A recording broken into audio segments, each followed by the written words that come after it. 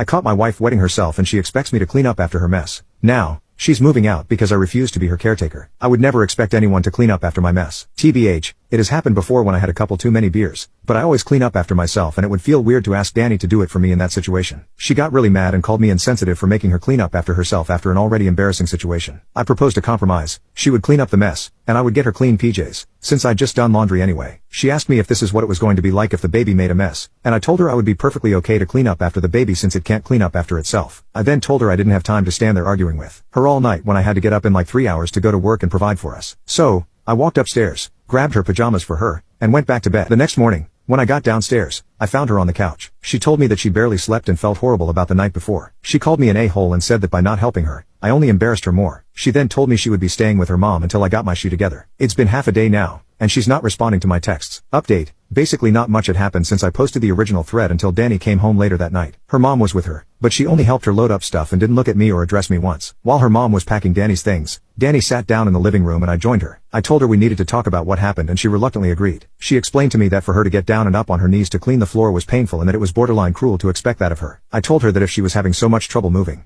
that she should have told me sooner, so we could have worked on a solution together. And if she had explained it to me calmly yesterday, then I would have reacted differently. She thought it was too much to ask of her to spell everything out, and that I need to be more present, both during the pregnancy and after. I told her that was difficult for me to hear, as I felt that I already contributed significantly and didn't want to feel like she didn't see that. She expressed that she does appreciate me putting in extra time at work, but that she also needs emotional support, especially in situations like last night's. I agreed with her to an extent, but I did try to make sure she understood why I found the situation uncomfortable at the moment, which, after some explaining, she did. So we concluded on the following things. Danny will be staying with her mom. She does have a bathroom on every floor, until we've figured out a way for her to sleep downstairs comfortably. I've apologized sincerely for making her discomfort worse, and she in turn apologized for blowing up at me the way she did, and we mutually agreed we were going to work on it. For those of you wishing that Danny leave me, I love my wife very much. In the 5 years we've been together we've never had anything like this, and I'm determined to make us work again and so is she. So, all in all, I think things will turn out alright.